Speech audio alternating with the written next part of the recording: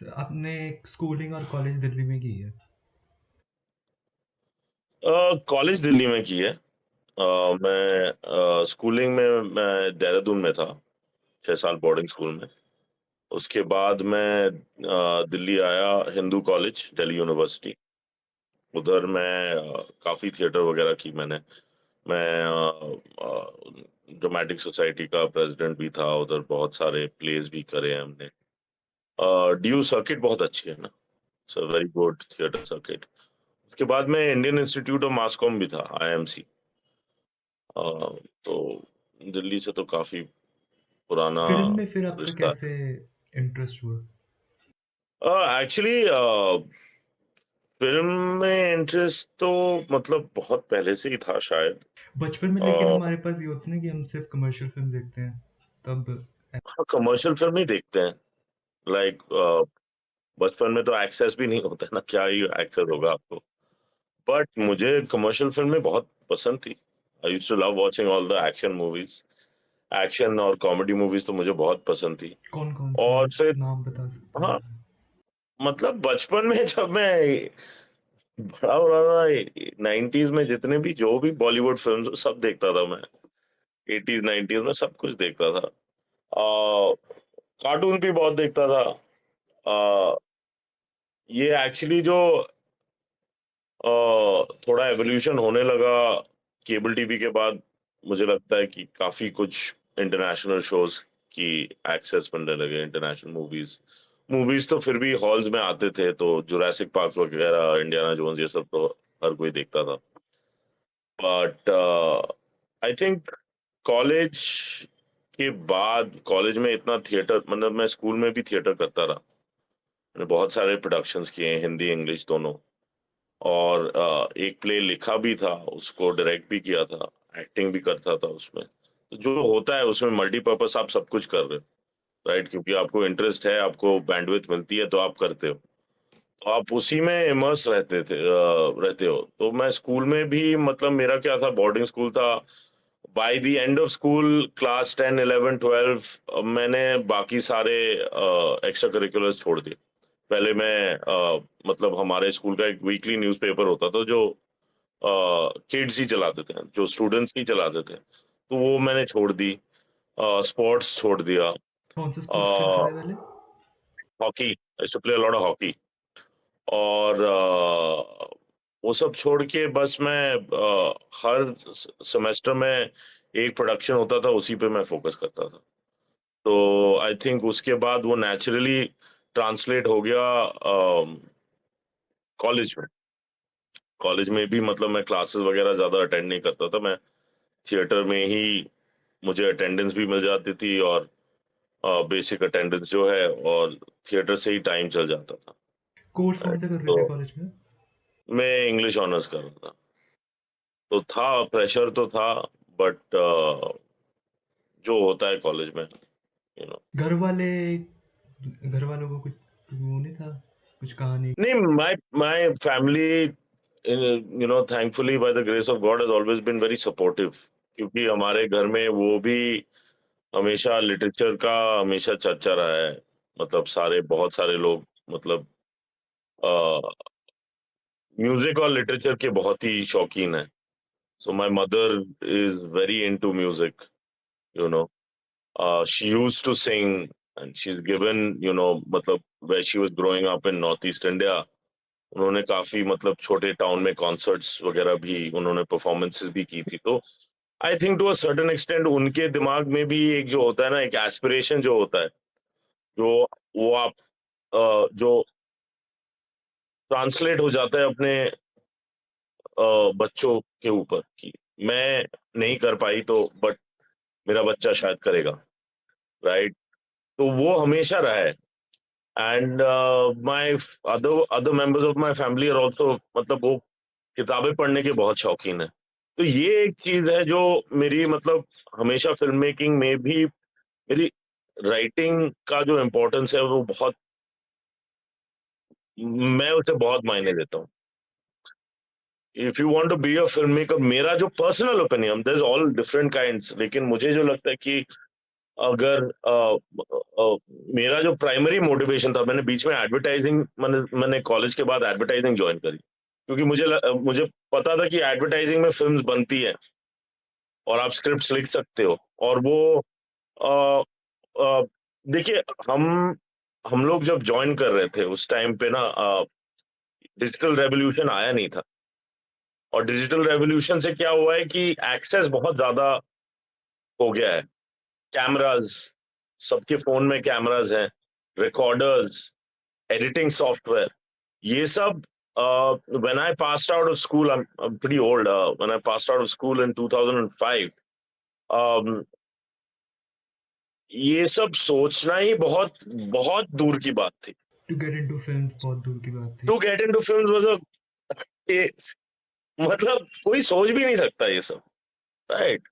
बहुत दूर की बात थी। तो मुझे एक्टिंग का बहुत ज्यादा ही शौक था, और मैंने काफी परफॉर्मेंसेस करी थी, लेकिन मेरे दिमाग में कभी ये रियलाइज नहीं हो पाया कि मैं कॉलेज के बाद में एक्टर बनूंगा, क्योंकि वो बहुत एज, मतलब तब हीरोज ही सिर्फ होते थे, राइट। शाहरुख खान, सलमान खान। या मतलब जो स्टैंडर्ड, स्टैंडर्ड जो है the stars.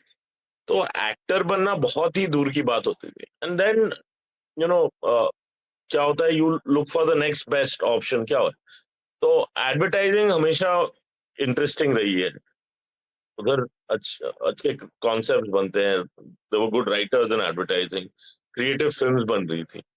I joined advertising, you know but after advertising then slowly slowly things started changing. फिर क्या होता है, एक करेज आता है अंदर कि आप ट्राई कर सकते हो, यू नो एंड लोग, आप देखते हो कि लोग कर रहे हैं, तो you decide to take a leap of faith, you know जो है।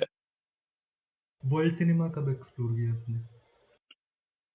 World cinema started opening up to me, I think it's an unfair thing, but there was a period in the middle where, ये college and around college के time पे, जब के सबके पास, जब finally I think मेरा पहला पीसी जब आया मेरे पास, उसमें ज्यादा कुछ था नहीं। 2007 में I had access to my own computer. And I think उसके साथ क्या होता है, यू एवरीवन सब अपने अपने एक एक्सटर्नल हार्ड ड्राइव लेके घूमते थे। तो एक्सटर्नल हार्ड ड्राइव में यही होता था कि आप फिल्म्स एक्सचेंज कर सकते हो, राइट। तो आई थिंक उधर से ही शुरू हुआ, एक्सटर्नल हार्ड ड्राइव से शुरू हुआ, फिर टॉरेंट्स आए, यू नो फॉर बेटर और फॉर वर्स। थैंकफुली वो पायरेसी का जो टॉरेंट का ट्रेंड है, वो अभी कम हो रहा मे बी रिड्यूस हो गया। बट कुछ ऐसे भी लोग हैं जिन्होंने अपने फिल्म्स अपलोड वॉलंटरीली करी है टॉरेंट्स पे, कि लोग देख सके। बहुत इंपॉर्टेंट चीज है। तो तब से एक्चुअली मेरा इंटरेस्ट रहा है वर्ल्ड सिनेमा में, लेकिन मेरा कभी एक फॉर्मल एजुकेशन नहीं हुआ है सिनेमा। मेरा हमेशा ग्राउंडिंग रहा है कि मैं बुक्स में हमेशा इंटरेस्टेड था, तो मैंने लिटरेचर पढ़ा है, और लिटरेचर को इनकॉर्पोरेट करना एक इंटरेस्टिंग चीज है। फिर आप कुछ कुछ लोग देते हो, अ lot of it is by recommendation and randomness, rather than कि आप आप एक फिल्म स्कूल गए जहां आपको एक स्ट्रक्चर्ड फिल्म हिस्ट्री की कोर्स मिली, कौन कौन से मूवमेंट में है, कौन कैसे, मतलब कैसे इवॉल्व हुआ। तो मुझे फ्रैंकली अभी भी उतना ज्यादा नॉलेज नहीं है एज टू द मास्टर्स। मैंने उनके जो स्टूडेंट्स के काम देखे हैं शायद, you know but I think इससे क्या होता है कि रिसोर्सेज जो है, एक, अगर आपका इंटरेस्ट हो, तो आप ये जो आपका योर इनेट कॉन्शियसनेस जो है, वो हमेशा एक पाथ निकालती है कि मुझे इस चीज के बारे में जानना है, मुझे उस चीज के बारे में जानना है, और फिर वही चीजों में आप घुस जाओगे। और इट्स लाइक विकिपीडिया। आप विकिपीडिया में घुसोगे तो अपने आप आपका दिमाग लिंक पे लिंक पे लिंक पे link, you will keep going in and in and in and in, but your interest कोई आपको बता नहीं रहा है कि इनको देखो, इनको देखो, इनको देखो। आपका इंटरेस्ट आपके अपने आप बता रहा है। तो ऐसे करके विकिपीडिया वगैरह ने भी बहुत मुझे हेल्प किया, बिकॉज़ दे सेड कि अच्छा, मैं अभी भी जो देखता हूँ बहुत एक इरिटेटिंग सा हैबिट है, लेकिन मैं अगर कुछ देख रहा हूँ अपने आप, तो मेरा हैबिट है कि मैं पॉज़ करके, अगर ये कैरेक्टर अच्छा लग रहा है या राइटिंग अच्छी लग रही है, तो मैं इमीडिएटली गूगल करके देखता हूँ कि इसने और क्या-क्या करा है। उसके बाद आप गूगल करके देखोगे कि अच्छा, अच्छा, एंड इट्स अ आप और वेरी एक्सप्लोर करते हो। बहुत ही इंटरेस्टिंग चीज़ है, क्योंकि आप ये चीज़ आप रियलाइज़ करोगे कि जो क्रिएटर आपको एक टाइम पे, मतलब एक क्रिएटर आप अपने काम के अंदर सिग्नेचर छोड़ के जाएगा कहीं न कहीं, and if you are picking up those signatures in a strong way, आपको वो कहीं न कहीं वो काम आकर्षित करेगा, और फिर आप खोलोगे उसको।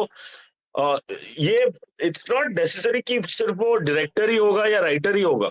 It could be an executive producer on the project, it could be the creative producer on the project. लेकिन यही है the beauty of the industry is such, कि there are people who can leave that signature, right?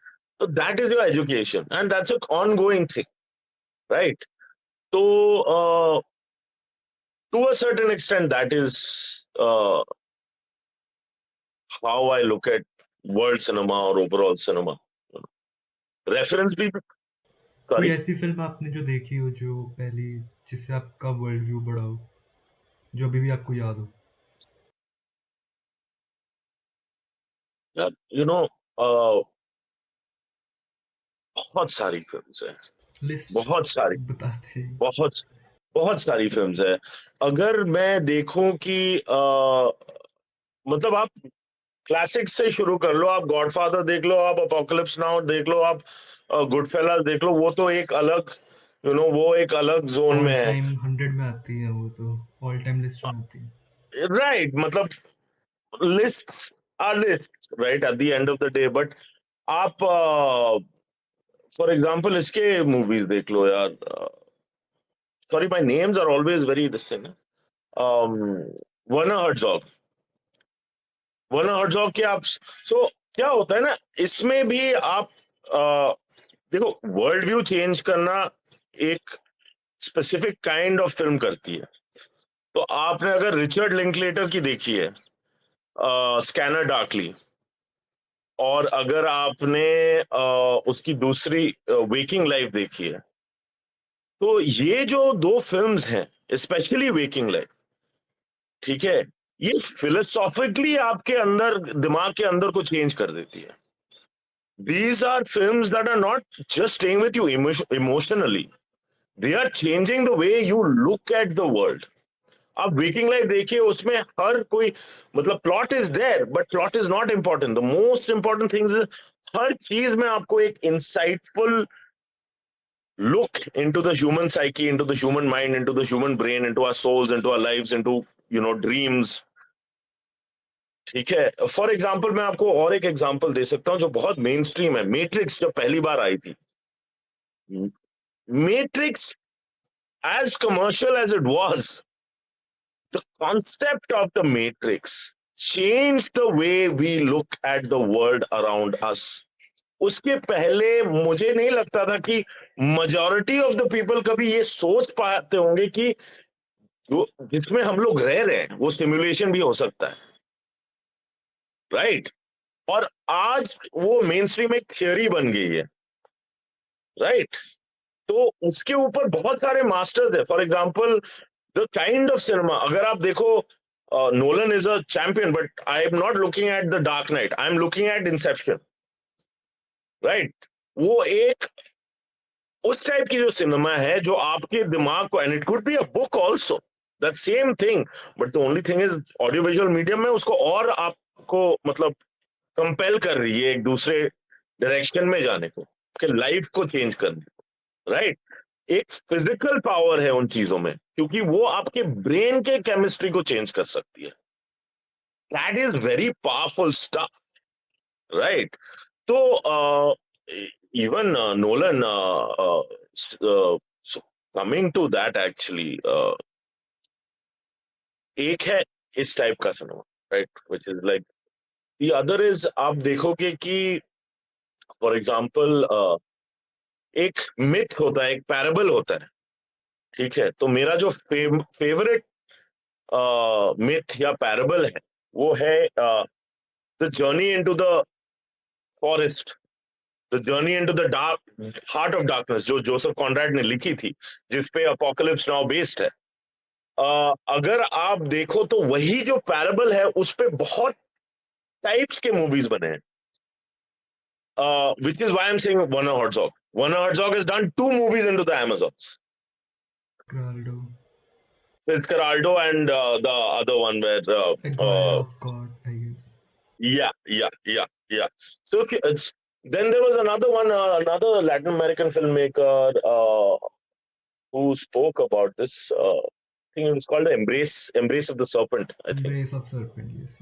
Embrace of the Black Serpent, and white है वो. Black and white. तो अगर आप उसमें देखो, अगर आप उसमें घुसो तो what are we trying to do here? We are trying to go into the whole analogy of the human mind, right? कि आप अपने सबकॉन्शियस में सबसे अंदर जब घुस रहे हो, you are always encountering some sort of a reptilian mind, your base, right? उसमें वो भी हीरोज जर्नी भी है, but overcoming your own self, right, your own reptilian mind, your like the captain sitting right inside, right at the base of the mind, right, जिसको आप the person you admire, the person you're going to shoot, whether it's a representation of the ego or whatever you call it, that is a beautiful metaphor. And so I think वैसे भी एक stream of thought होता है which you gravitate towards, right? Another thing is, again, these are themes, right? And you feel that क्या होता है, consciously, subconsciously, as a filmmaker, I think you will sort of start attaching yourself to very broad themes in life, right? And I think the whole thing of real life is something. This was another thing, is a very important theme, right? What is on camera is what is behind camera, and what is a movie and how different is it from reality. I think one of my favorite filmmakers, and possibly the one person that I would love to mention, is a Japanese anime filmmaker, Satoshi Kon. He is, I mean, he's a legend, and passed away too soon. But आप उनकी अगर body of work देखो, it moves from very warm films like Tokyo Godfathers, which is basically about 3 homeless people taking or you look at the other side, which is Paprika, which is basically what Nolan got, like there's so that range of work. But what he's trying to do for most of it, Paranoia Agent देखो आप, Paprika देखो आप, Perfect Blue देख लो, आप उसमें घुसोगे तो you'll know कि what is he playing with, what are the themes that which is where again I come back to the Matrix, and I look at something like that and I'll be like, there's a book called The Neuromancer, which was probably one of the first places where the word the Matrix was coined. So if you read it, but there's a lot of books also which kind of spoke about that. So our human consciousness is moving towards always a certain space, right? So these are the kind of things that, and I would feel like, yeah, I don't, there's no way I can make a graphic novel, not much of, or an anime film at this point of time. But I feel like storytelling is storytelling. Like if you see there's Millennium Actress by Satoshi Kon, it's a love story, but it's so, because we're so one-dimensional about love stories. When you see Millennium Actress, you'll realize the pain of separation over lifetimes, and the cursed love, those kind of things, which are so deep, and yet like so beautifully they can make it mass, right? It's not niche. It will touch each and every one of your souls, and no one can say कि भाई मुझे समझ में नहीं आया ये क्या हो रहा है. That's the beauty of it. And I think that's what, like, the best people are blessed with that strength, which is why I also love American filmmaking to a certain extent. A lot of Hollywood has made accessible cinema, which is also very profound, right? This is also a broad generalization, but you get what I'm talking about. काफ़ी books के लिए भी passionate है, तो recommend कर दीजिए कोई book. I would recommend a lot of there's this guy called David Mitchell who I think one of his books, Cloud Atlas, got made into. There was a movie called Cloud Atlas that came out, I think, a few years ago. I am very big into magic realism. तो आप Marquez तो आप जानते होंगे, बॉर्गेस जानते होंगे, आप David Mitchell आप पढ़ोगे तो आपको ये फैंटास्टिक जो कनेक्शंस है वो उसमें निकल के आते हैं. Then if you look at, for example, Indian space में, you look at Amitabh Ghosh, is a legend. He's probed that line. He's gone into magic and back. But he's also done like epic, documentaries. If you read the Sea of Poppies, the trilogy, कि the level of his research. In fact, मैं एक बार Chinatown में मैं घूम रहा था, Calcutta में, and उसी टाइम पे मैं for a travel show मैं रेकी कर रहा था. Yeah, and I heard कि Amitabh Ghosh had just been there researching one of this things, the old Chinatown in Kolkata. And then Dibakar Banerjee was there. He was researching for Shanghai. And but if you look at the beauty of that sort of stuff is, like, again, Amitabh Ghosh's work, I do the same thing that I do in a movie, because especially the trilogy, you're flipping past, एक नाम आता है उसमें, and you can actually go on Wikipedia and you can see who are these people. And some of them are real characters, and you can go deep. And that's where the world becomes a create your own adventure, because the depth of the internet, like, it's so, like, I remember the first time I actually realized the depth of knowledge that is available, and such, like, small things which have gone out of culture for life. Like, if you go to the internet archives, आपको ऐसी किताबें मिलेंगी जो probably people have not touched for hundreds of years. They've been brought back into print. So you are probably the only person who knows, you are probably the only living entity who has that knowledge inside you right now. You get what I'm saying? So it's a beautiful system. But these guys are the ones who do it because, they blur the lines between documentary and fiction. He's done it in his books, and I would definitely recommend. There's one more person, Marathi author. He wrote in Marathi, wrote in English, Kiran Nagarkar. Later life was embroiled in a little bit of controversy, but there is a book of his which is probably an Indian classic, and not too many people know about it. It's called The Cuckold. Should definitely, do read. Yeah, very interesting. Favorite filmmakers recommend करना चाहिए? Favorite filmmakers, I would definitely, ask you to look at Satoshi Kon's work. He's like hands or feet, like the amount that it's not the kind of cinema that I'm making right now, right? But definitely, like, he is so profound. He's so profound. Then of course there's hundreds of others. Then if you're looking at like different genres, if you're looking at satire, Sacha Baron Cohen has done so much strong work. It's fading out a little bit because we are used to it now.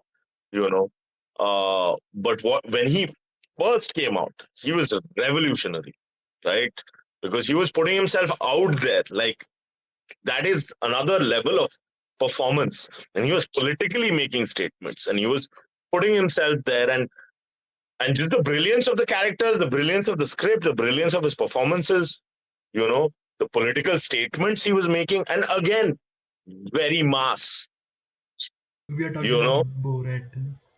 We're talking about Borat. We're talking about, I think, Ali G to a certain extent. He was doing a little bit of that, but Borat was, you know, uh, what a format. Like, you know, these guys broke formats. Uh, and format, I think, you know, like is beautiful. Obviously, the masters are the masters, you know, like, but everyone loves the masters, right? I would love to talk about like those other people that maybe, you know, who really stuck out to me. So that those Linklater films really stuck out to me, right? And obviously the masters of the masters, unko to up, you know, there's everyone knows that, you know. Indian filmmakers. Indian filmmakers. Indian filmmakers, I would, I think in the current lot, so there's a lot of people that I really admire.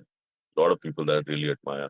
In the old lot, again, I mean, if I say Satyajit Ray, if I say, you know, those guys are anyway there. I mean, they're who they are. I used to enjoy a lot of the work that Rishikesh Mukherjee did, because, you know, his simplicity is what is beautiful, and the fact that so prolific, and there's a quality of nostalgia to it. उसमें एक nostalgia है जो आप देखोगे और आपको life की simplicity उसमें मतलब दिख जाएगी, you know.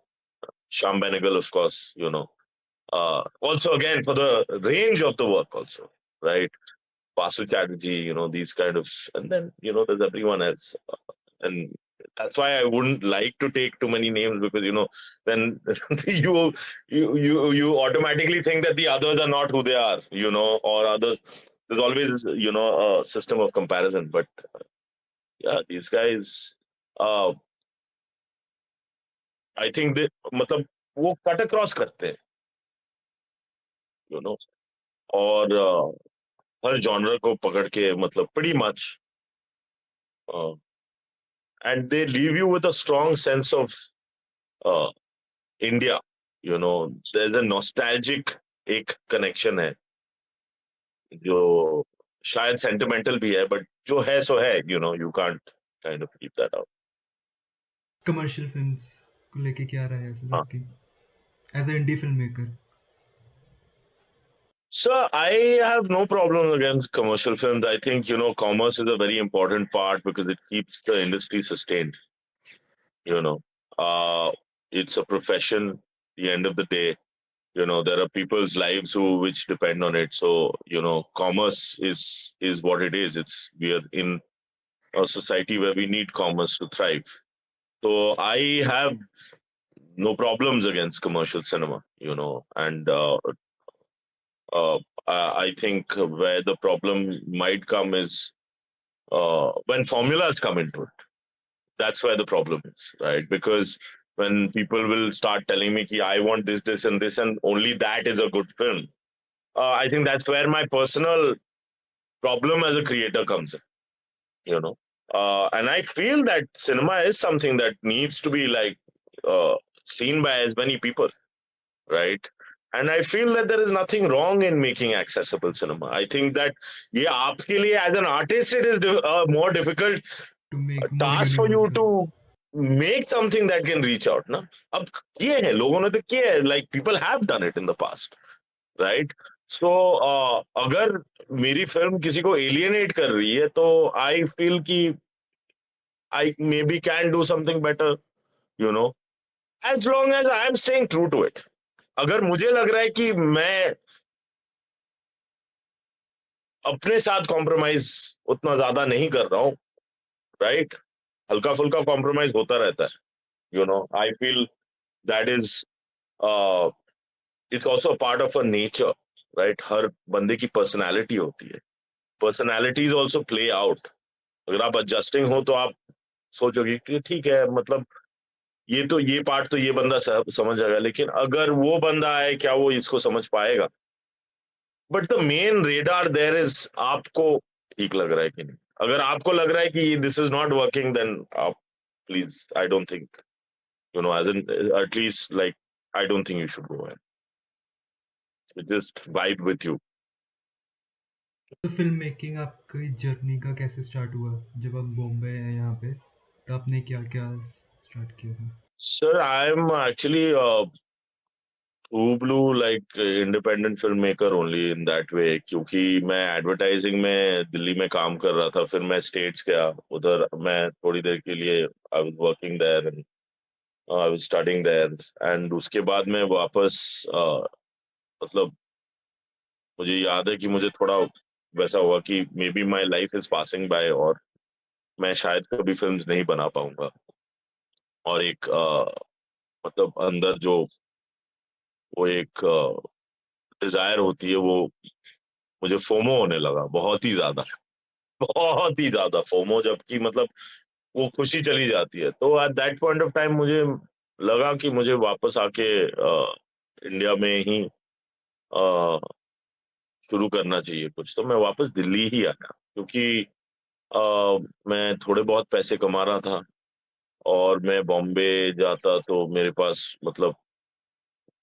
अगर मैं ग्रास रूट से शुरू करता तो शायद मुझे I was already pretty old, तो मुझे अपना I had to take care of myself. तो मैं दिल्ली में आके मैं ब्रांड कंसल्टेंसी भी करने लगा, आई वाज वर्किंग, और छोटे मोटे प्रोडक्शंस मुझे मिलने लगे, मैं वही करने लगा, कॉर्पोरेट फिल्म्स किए, और जो भी मिलता था मैं लाइन प्रोडक्शन भी करता था, मैं मतलब कोई बाहर से क्रू आ रही है, किसी को कुछ चाहिए, एक प्रोजेक्ट में मैं ट्रांसलेटर बन के भी गया हूँ, ऑल काइंड्स ऑफ थिंग्स, मतलब एक तो बिल्स पे कर दे, और बी हर प्रोजेक्ट में आप कोई भी ऐसा कुछ हो ही नहीं सकता कि इट इज इम्पॉसिबल, आप आज छोटे से छोटे प्रोजेक्ट में जाओ, सिंपल से सिंपल प्रोजेक्ट में जाओ, आपको गारंटीड है, हो ही नहीं सकता कि आपको कुछ सीखने ना मिले, हमेशा आपको कुछ ना कुछ एक स्मॉल इंसाइट इनटू मतलब फिल्म मेकिंग मिल जाएगी। वो शायद बहुत ग्रैंड और टेक्निकल ना हो, बट आई बिलीव कि एक आप अपने लिमिटेशंस में काम कर रहे हो, बट उसके अंदर भी आप अपने स्ट्रेंथ्स डेवलप कर सकते हो, यू नो। तो अगर आपकी स्टोरी टेलिंग, आपको पता है आप कैसी स्टोरीज बनाना चाहते हो, तो शायद आप बड़े स्केल में जाओगे, लोग बोलेंगे ये कहाँ है, वो कहाँ है, ये कैसे करेंगे, वो कैसे, अगर आपके दिमाग में आप सही हो कि इसको ऐसे ही करेंगे, इतना काफी है मेरे लिए, then I think that's how you are learning independently. तो उधर से फिर मैं छोटे मोटे मैं स्केचेस तो बनाता रहता था दोस्तों के साथ, और क्या होता है, लिखते रहना इज वेरी इंपॉर्टेंट, क्योंकि उसमें आपको पता ही चल जाता है कि आप ग्रेविटेट कहाँ कर रहे हो, आपकी अट्रैक्शन कहाँ है, आप किस चीज के बारे में बात करना चाहते हो, आपकी स्टाइल क्या हो सकती है, ऑलवेज इवॉल्विंग, बट आपको कैसे चीजों से मतलब कौन सी चीजें आपको आकर्षित करती हैं। थीम्स थीम्स तो बहुत बड़ी चीज है, वो बाद में अपने आप ही इट्स लाइक योर पर्सनालिटी, वो इमर्ज हो जाएंगी, बट टॉपिक्स ये सब तो छोटा छोटा छोटा छोटा आप लिखते जाओ, कॉन्सेप्ट सोचते जाओ, स्केच बनाते जाओ, उधर से एक दूसरा स्टेप आएगा, so it's all very gradually organic, होता रहता है। All organic. Okay. Delhi Dark का सर कैसे आया आइडिया बनाने का? तो दिल्ली डार्क का actually I tell you what the thing with Delhi Dark is कि दो तीन चीजें हैं उसके अंदर जो अ, एक यूनियन होता है उनके थीम्स का। हमारी क्या आइडेंटिटी है as Indians, about race, about colour, हम where are be on the spectrum, ये एक चीज है, क्योंकि आप बाहर जाके देखो तो आप देखोगे वेस्ट वर्सेस ईस्ट बहुत ज्यादा होता है कि black and white and blah, हम लोग कहाँ हैं, हमारी आइडेंटिटी क्या है, हम भी एक एक्स कॉलोनी है, हम पे भी राज किया गया था, तो हमें भी dogs and Indians not allowed, ये हमारे साथ भी हुआ है, राइट। बिल्कुल। तो उसका एक जो माइंडसेट है वो कहीं ना कहीं हमारे सबकॉन्शियस में घुस गया है एज अ सोसाइटी, इसीलिए क्या है कि हमारा रिफ्लेक्शन जो है, हम काला गोरा बहुत ज्यादा कर लेते हैं, राइट। और एक जो है कि जो मैंने नोटिस किया था कि एक जो टेंडेंसी है हमारी to make fun of dark skin people, और बाहर के हो तो और भी। हाँ, और सिर्फ वही नहीं, एक पॉलिटिकल इनकरेक्टनेस है टू अ सर्टेन एक्सटेंट, ठीक है, बिकॉज हम बोलते हैं कि यार इस पे टेंशन मत लो, but all of this it's just a joke, tension मत लो, जस्ट अ जोक। मेरे साथ भी बहुत हुआ है, कितना काला है तो ये हुआ है, years and years it went on। ठीक है, तो आप उसको आप रिकग्नाइज करना बंद कर देते हो, बिकॉज लाइक चलो ठीक है, it's a joke, it's a joke, it's a joke. But when you start doing that, you realize that there are deep-seated problems। कहीं ना कहीं आपके वो सबकॉन्शियस में अफेक्ट करेगा, आपके कॉन्फिडेंस में आएगा, आपके, आप भले ही बहुत कॉन्फिडेंट हो, लेकिन एक एस्पेक्ट में आपके कॉन्फिडेंस को वो हैम्पर करे, राइट। तो ये जब मैं देखने लगा, फिर then I also start seeing Delhi में lot of this urban legend की अफ्रीकन लोगों को खा जाते हैं, ये वो सब भी बहुत चल रहा था, अटैक्स भी चल रहे थे। तो ये सब ना एक एमलगमेशन करके, एक जैसे आउटसाइडर्स को कैसे, आउटसाइडर कौन होता है, तो एक बहुत अच्छा मेटाफर हो गया है एक African person going through a city which is hostile, और एक ऐसी सिटी जहां मतलब 800 साल, अगर आप अपना रिसर्च करोगे तो 700 800 साल पहले भी दिल्ली बहुत कॉस्मोपॉलिटन सिटी थी।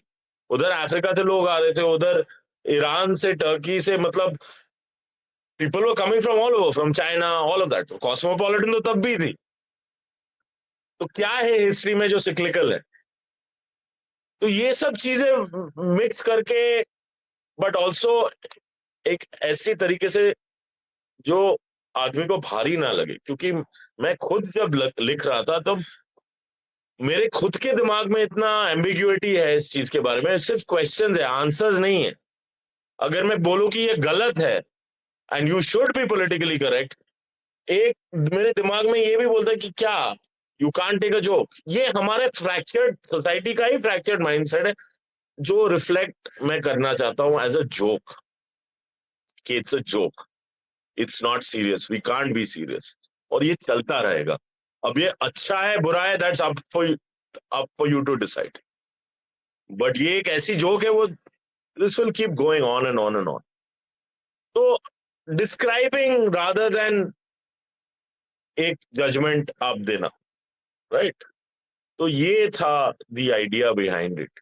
आई met a lot of people around, जहाँ जिन पे मतलब कैरेक्टर्स को डिजाइन किया गया।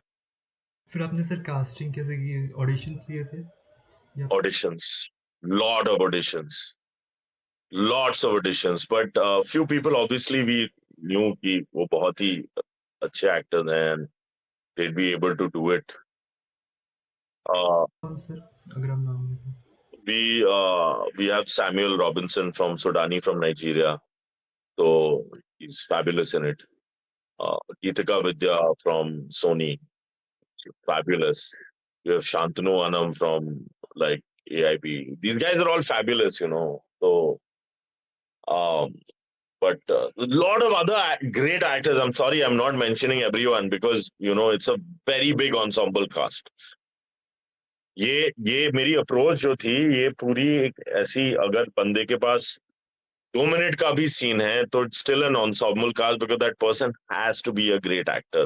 We want to cast each and every character in the film as an important real person. So even if it was a person who's coming in for 1 second to deliver one dialogue and then go off, उसके लिए भी हमने मतलब काफी casting करी थी, right.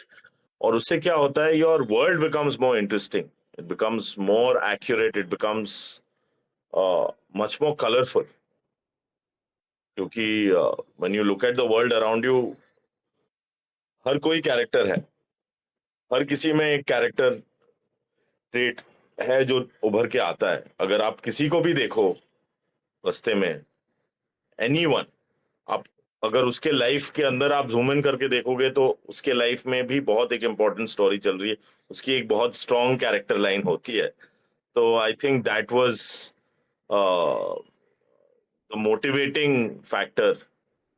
और दूसरी जो चीजें हैं, आई ऑल्सो फील कि प्रोडक्शन डिजाइन में भी your characters become very important, क्योंकि सराउंडिंग्स तो है, बट लेकिन सराउंडिंग्स के साथ लोग आपके सराउंडिंग्स को और भी इंटरेस्टिंग कर देते हैं, क्योंकि हम रहते ही हैं एक ओवर पॉपुलेटेड वर्ल्ड में।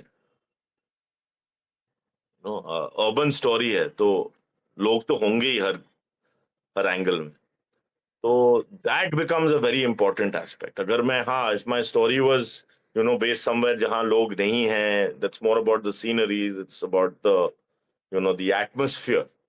बट हम ये स्टोरी एक ऐसी जगह की है जहां बहुत लोग हैं, तो इट वाज वेरी इंपॉर्टेंट कि हर फ्रेम में हम लोग दिखाएं, और ऐसे कैरेक्टर्स दिखाएं जिससे फिल्म की कैरेक्टर और भी निकल के आती है। So that was the whole idea behind it. Sir कितना बड़ा इशू है रेसिज्म इंडिया में? क्योंकि फिल्म का एक थीम ही है रेसिज्म, अगर कह सकते हो तो। तो to a certain extent racism सिर्फ थीम नहीं है। आई थिंक सिर्फ रेसिज्म थीम नहीं है। आई थिंक ओवरऑल एक एक्सेप्टेंस का जो एंगल है, अदरिंग, शायद हम वो देखें तो वो एक थीम हो सकता है। अदरिंग तो एक है ही, हम एक इतने डाइवर्स सोसाइटी में रह रहे हैं, एक ऐसे डाइवर्स कंट्री में रह रहे हैं जो that diversity is a strength, it's also a very big uh, potential issue, because differences से ही सब कुछ आता है। तो आई थिंक इशू से भी ज्यादा it's more like a mirror, जहां हम देख सकते हैं कि चलो ये है, this is the state of things. और ब्लैक एंड वाइट सोल्यूशन कुछ है नहीं, it's more about looking at it, and then हर बंदे के अंदर एक अपना ही क्वेश्चन आएगा कि इसको हम कैसे ट्रीट कर सकते हैं। So I feel that is the larger objective. Experience कैसा था सर शूट करने का डिली डार्क?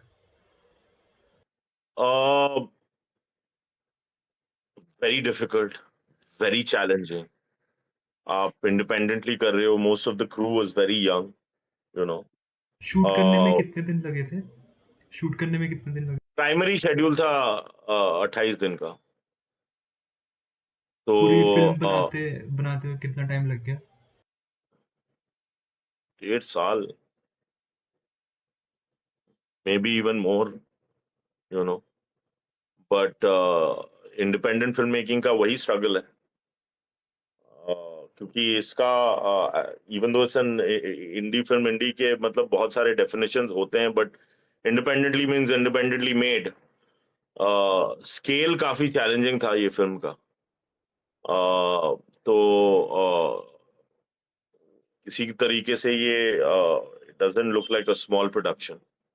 वो वास्टनेस एक है उसमें, तो एक रेंज है उसमें। तो चैलेंजेस तो होती हैं, because everything comes down to you know budgets, timings, access, you know ये सब चीजें होती हैं। तो बहुत ही डिफिकल्ट तो होता ही है, it's very stressful. Ups and downs बहुत होते हैं, अनप्रिडिक्टेबल एलिमेंट्स बहुत होते हैं। शूट के बीच में हमारे 3-3 location one after the other fall कर गए, तो हम लोग शूट करते थे, रात को फिर से निकलते थे लोकेशन, मतलब ढूंढने की कोशिश करते थे, फिर से आते थे, शूट करते थे, फिर आगे चलते थे। तो बहुत सारी ऐसे प्रॉब्लम्स होते हैं जो शायद एक बड़े प्रोडक्शन के साथ ना हो। बट आई थिंक वही the Joy also of this is a very different, it's a very unique kind of a joy, क्योंकि स्कार्स तो रह ही जाते हैं। Like for a long time आप अपना प्रोजेक्ट खत्म करोगे, मतलब प्रोडक्शन के बाद फिजिकली आप बहुत टायर्ड हो जाते हो, मेंटली टायर्ड हो जाते हो, कुछ चीजों में आप मतलब you need time to recuperate, you know. तो it's a very demanding process. तो but it is what it is. I think अगर आप you love what you do and you you you figure out a way. तो काफ़ी demanding थी, लेकिन मामी में स्क्रीन हुई, लेकिन ऑडियंस का इतना अच्छा रिस्पॉन्स मिला। फिर आपके लिए एज अ फिल्म मेकर कैसा था? बहुत अच्छा लगता है, feels really good, you know, feels really good. मतलब there is nothing like it. उसके बाद मतलब kind of response you get, people come and they like your film, there's nothing like it, there's nothing like it, because लोग जुड़ जाते the same way that you know and यही inspiration है, यही aspiration है, बिकॉज वो फिर उसी को लेके आप आगे बढ़ना चाहते हो, आप दूसरों को भी वही दिखाना चाहते हो, आप what other filmmakers have done for you, you want to do more, and तो एक एक एक स्पेस है that you want to fill, you know. So, but nothing like a good audience reaction. I mean, it really, it's very emotional. It's a very emotional moment. So, yeah. कोई film maker sir आपसे मिला और उन्होंने appreciate की हो आपकी film? Sir काफी लोग आए थे, like from the industry, there were a lot of people who came in and who appreciated it, and I will again not take names, क्योंकि some are uh, inevitably कोई ना कोई मिस हो जाता है name taking process में. So there are a lot of people who came by, मतलब different aspects, actors, filmmakers, you know, people working in development, different angles, writers. तो अच्छा लगता ही है. It gives you courage to move on and do more, you know. Support मिलता है. That's the most important thing, आपको support मिलता है. Because independent filmmaking it's a very lonely process, very often, you know. बहुत बार आपको लगता है कि you're on your own, and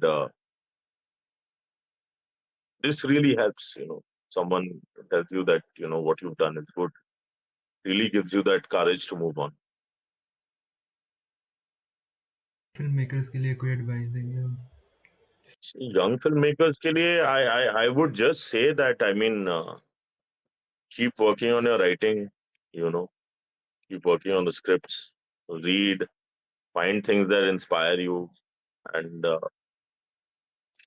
don't get caught up by uh, what others or what the you know formula is for the moment, क्योंकि formulas change होते रहते हैं, you know. तो I would just feel that आप आपकी एक vision है, आपकी एक एक हर बंदे के अंदर एक नजरिया होता है दुनिया को देखने को, and everyone has a right to have their own viewpoint on life, you know. And if you look deeply, you will figure it out. Your inspirations, your references don't have to come from very profound spaces. They can come from anywhere. So don't get bogged down by that. If you're really uh, into it, then don't get worried about any sort of existing structures कि यही होना चाहिए, वैसा ही होना चाहिए. Whatever is resonating with you, आप उसी पे जाओ, and don't worry about it. I think that's the most important thing. Because वो बाद में वो उभर के आएगा, whatever it is, it will come. It's a process. It'll keep going. You know, it's a constant learning process. So that's the beauty. Just don't get bogged down by what others, or what the status quo is basically the main thing. आप अपना करो जो भी, whatever is vibing with you. Sir कोई future projects आप कर रहे हो, अभी कुछ लिख रहे हो? I'm developing a few more, actually. I'm feature developing a films? few more. Yes, features, and I'm working on a series. But again, with features, I like to write, so I'm working on writing, and yeah, that's so there are. Yeah. Thank you so much for joining the podcast sir. आप हाँ, thank you so much. Thank you. You know, या या आपने means a join lot. किया और आपने अपनी favourite film बताई, उसके लिए बहुत बहुत thank you sir. Thank you so much. चलो, best of luck man. Bye. Bye, take care. Bye bye.